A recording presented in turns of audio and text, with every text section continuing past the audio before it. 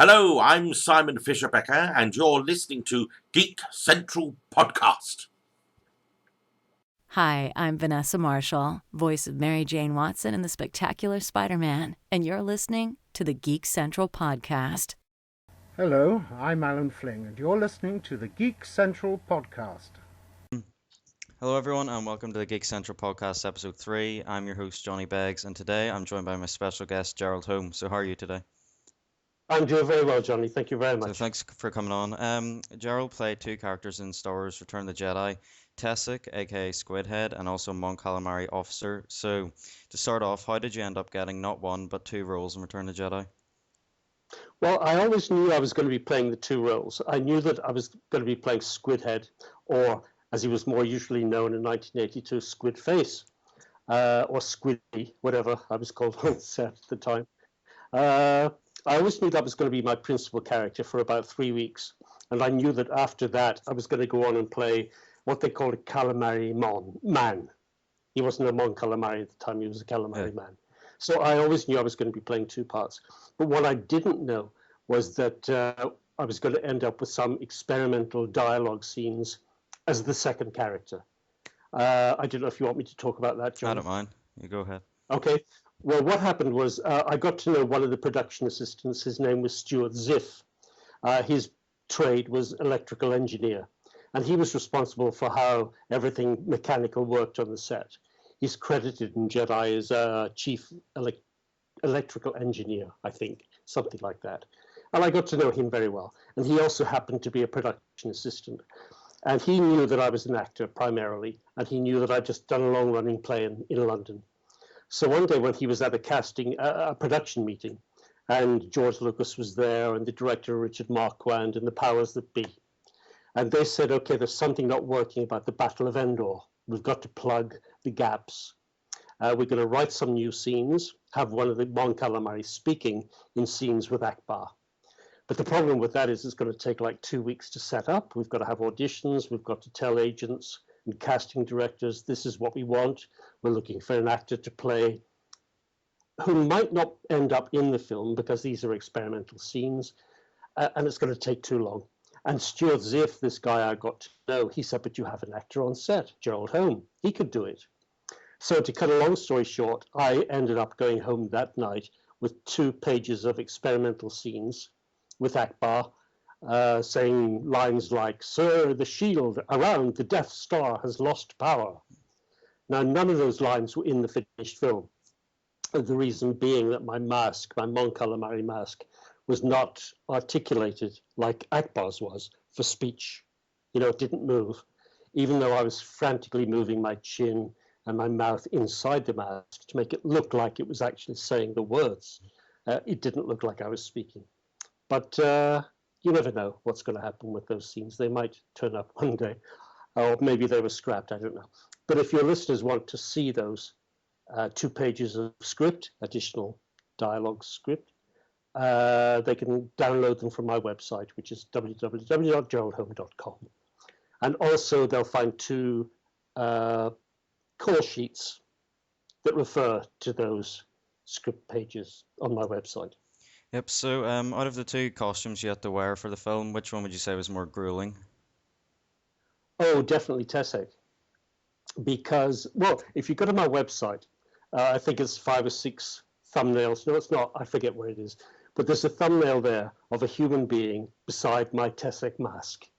And that was taken a few years ago, that photograph, in Brazil. It's the original mask. It was in an exhibition in Brazil. And the thing is, beside the human being, you realize how big the mask was. The mask is about twice the size of the human head. So that will give you an idea of how heavy it was. What you don't see in the photo is that there used to be straps over the shoulders because the mask was so heavy. If I wasn't strapped in, the mask would have slid off, either forwards or sideways. So I had to be strapped into it. Now, if you can imagine being on a set, and Jabba's Palace was not that big a set, and you've got maybe 150 people, you know, the actors, the extras, puppeteers, electricians, painters, costume people, wardrobe people, all the technicians, plus the casting crew, about 150 people. Then you add lights, cinema lights, cameras, smoke guns. So you can picture the atmosphere. It's a bit like that in London today, actually. It's very hot and very humid, and everybody's very sweaty. So it was very, very difficult wearing that costume for any length of time. So that's why we all had helpers. I'm sure many of your listeners will have seen photographs of people with hair dryers. In between breaks, if we didn't have time to take the masks off, these helpers would give us air through the hair dryers, through any hole in the mask that they could find, just to give us air. So how long did you have to wear the costume during like one take? Oh, it wasn't terribly long. They were very kind. What was the maximum? 5 minutes? They were well aware, because this was the third film, don't forget, the third Star Wars film, so they knew exactly how long people could stay in the costumes before they fainted. One thing I've never said before was there were more Jawas, you know, the little guys with the lights in their eyes. There were more Jawas on set than you see in the film. And that was because they had a very low tolerance of the heat, and they kept fainting. So I think a couple of them had to be taken off set because they just could not tolerate the heat and the claustrophobic conditions. Plus, the eyes didn't always work. You know, maybe one would light up and the other one wouldn't. But there were really more Jawas on set than you see in the film. So, but the Mon Calamari bridge set was much cooler. There were fewer people. It was second unit, so that was a lot cooler. So it was more comfortable to wear the costume. And the Mon Calamari mask was just straight on, straight off. I didn't have to be tied in to that at all. So do you still watch the Star Wars movies on DVD? Probably not as regularly as you do. But I do always watch the first one, episode 4, when that's on television. Because while I'm not a Star Wars fan like you guys are, I always say I'm more a fan of the Star Wars fans. I'm a Star Wars fan. Yeah. Do you know what I mean? But episode 4 is one of my top 10 favorites of all time, purely because I remember when it came out in 1977. I remember the buzz that came from America that went all over the world about this fantastic film everybody had to see. And of course, everybody goes to see it. I went to see it thinking it can't be as good as they say. So I can remember sitting, I think it was the Dominion Theatre in London's West End, and maybe it was the Odeon Leicester Square. But anyway, there I am, Mr. Cynical, waiting to hate this film. And the crawl goes up, all very good, very nice. And then this ship comes over your head. And I tell you, Johnny, everybody in the cinema looked up, and then they looked behind them to see where this thing was coming from, because it sounded like it was coming from behind, overhead. And then it went on the screen, and it kept going, and it kept going, and it kept going, and it kept going. And I was hooked. I was hooked from then on. And I loved it, and I still love it to this day. I was also wondering if you've seen the prequel trilogy. Yes, I have. What are your thoughts on it? Next question. Next question. So I'm guessing you didn't like it. No, I must be professional. Well, a lot of young people like the prequels. For people my age, we prefer the original trilogy. I love episode 3. I think that's a very that's good probably my favorite conclusion. out of the prequels. Is it? That's interesting. A lot of people say that. Because I think it's a very good tie-up with... You see, I'm an actor at heart. And anything I see, the acting plays a large part of it. I know a lot of people don't care what the acting's like. They go by the special effects and so on. But to me, if I don't believe the characters, I don't get connected with the film. Yeah. Johnny, I was on set with Harrison Ford and Carrie Fisher and Mark Hamill. You know, I've been at conventions that Carrie Fisher has been to. I met her a couple of years ago in Britain when she was doing a signing here. I know they're actors, right? I know they're real people. But when I watch episode 4, 5, and 6, I forget that. Yeah. And they're Han and Leia and Luke. And I care what's going to happen to them. And I think that's because you've got good actors. You know, if I don't connect with the actor, I don't connect with the film. And much as I admire it, I will not connect with it. And I do connect with things that are, it doesn't have to be good acting. It just has to be heartfelt acting. Do you know what I mean? Yeah. And not too much. I know a lot of people say this, CGI has its place, but too much of it, turns me off. I sit Yeah, I back. actually prefer I people don't, in costumes over the CGI yes, stuff. yes, yes, yes. I mean, I'm not. That's not to say I hate CGI. Never use it. Yes, yes, use it, but not in place of humanity and creativity. Mm. You know, I think if you're gonna, for example, have a clone army, have your original person, a human being inside a costume, and then replicate that instead of just drawing a clone and replicating that. Because if you just have a drawn clone, there's no humanity inside, there's no warmth. But if you have an actor inside, a human being, that warmth will come through. Mm. Do you see what I mean?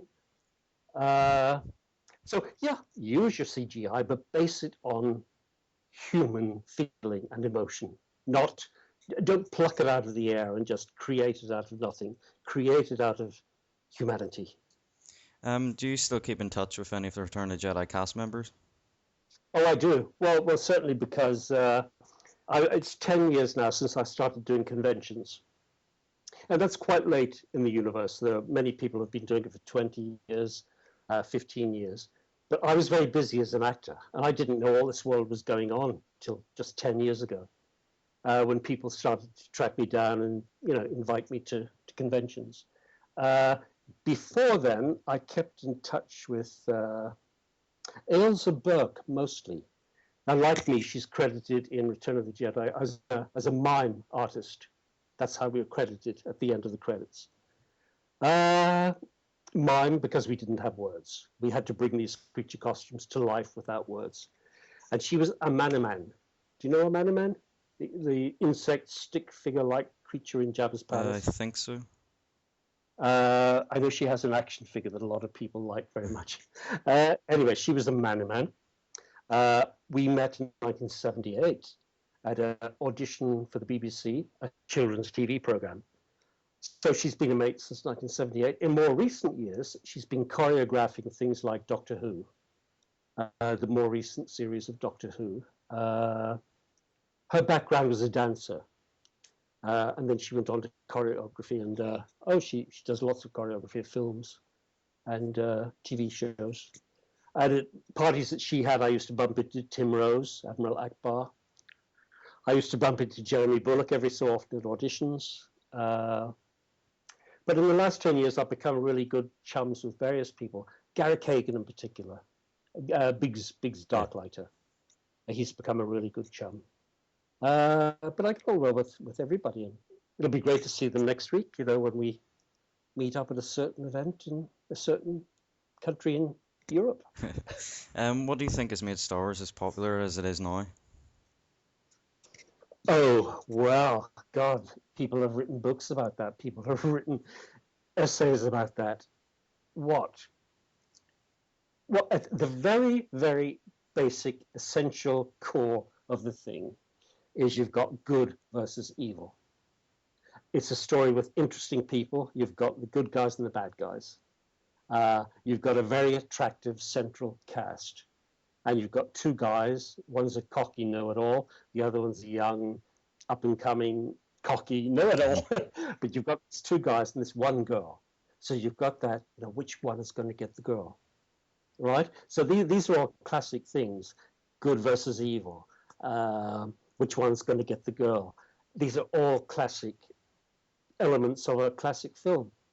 And I think that's what the Star Wars story goes back to. It's a good story, well told. But there are lots of good stories well told that don't become classics and take over the world. Why did this one? Oh, golly, I don't know. I really don't. If I had an answer for that, I would write such a film. We all would. If anybody knew the answer to that, there would be many more such film series. But yeah, it boils down to that, this wonderful story. And plus, I think the original trilogy wasn't sci-fi. Discuss. Star Wars fans, go away and discuss. Gerald Holmes says Star Wars isn't sci-fi. Discuss. But I'm not a sci-fi fan at all. But when I watch the original trilogy, especially A New Hope, I don't think it's sci-fi. I think it's cowboys and Indians in space. Do you see what I mean? Yeah. And again, it's because the spaceships and the starfights and all that sort of stuff grows out of human conflict. It doesn't come from the central characters being monsters and aliens. Do you see what I mean? I'm not explaining this very well, but I think all the peripheral stuff outside of the human beings is there to help the human beings. It's not there instead of the human beings. So even Han Solo's ship, the Millennium Falcon, that's there to help them. It's not there to be a dazzling piece of special effects. And I love the fact that it's battered and bruised. And, is it going to take off? Who knows? It's all. Everything is there to help the humans, to help the central characters. I don't know if I'm answering your questions. I'm answering bits of it, but I don't know if I've answered your central question. What has made this take off so much? Merchandise had something to do with it. The fact that when the first one came out, the first film, there was all this merchandise, so people could live their free time with the characters from the film, play with the toys, all that sort of stuff. Take the action figures to bed. I cannot tell you how many people have told me they have taken Squidhead action figure to bed with them. I've slept under many people's pillows. I've been in many people's pockets, my little action figure, when they go to the dentist. A lot of people have told me that, which I think is so touching. So whenever the characters become part of people's lives, that has helped create the iconness that the films have become. But who knows exactly why? I think if you were to ask George Lucas why has it happened, he'd probably say, "Don't ask me. I don't know." But all I know is that if I didn't care about the central people, and I hope J.J. Abrams, if you're listening, please, if you do nothing else, cast good actors. Yeah, definitely. In your roles. Don't if they look good, fantastic, but don't cast them because they look good. If they look like other people, if they're supposed to look like other people on screen, like younger versions of them, or whatever the script is going to be, all well and good. But don't cast them because of that. Cast them because they are good actors. Because if you don't, it'll just be a very good film, but it'll be cold. So that's what I hope for the future. Good acting, because that will root the new films in humanity. Yeah. So what would you say was your fondest memory on the set of Return of the Jedi? Oh, golly. Probably being given these lines to say as the Mon Calamari officer. Actually to be able to speak. Because I'm an actor, but at drama school, you're taught how to do mime. Even though you might never use mime, it's very important to learn how to do it because it teaches you how to use your body without words, how to get emotions across without words. But having said that, and when I took the job, I knew I wasn't going to have any words, but it was very frustrating for me because I want to speak. I'm an actor. I want to use my voice. So when I actually got these lines, it was a thrill. It was a thrill. It was a big thrill. But there were many, many happy moments. I mean, I got on very well with Claire Davenport, the fat dancer, Yama. I'm not being rude, that's what she was called at the time, fat dancer. I got on very well with her. And it was just fabulous to watch. It was, I was quite a young actor then. It was fabulous to watch Harrison Ford up close, just to see how, because he's a megastar. He's not just an excellent actor. He's not just a star. He's not just a superstar. He's a megastar. Yeah. And when he was filming Jedi, Return of the Jedi, Revenge of the Jedi, he still wasn't into that megastar bracket. And it was very interesting to watch him on set.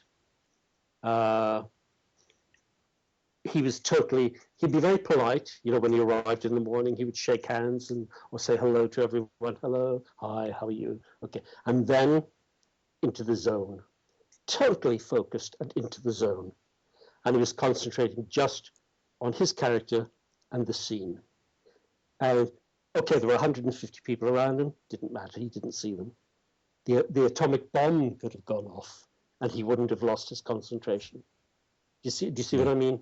He was just totally focused. And I thought, that's why he's a megastar. That's why he's so big, that total focus.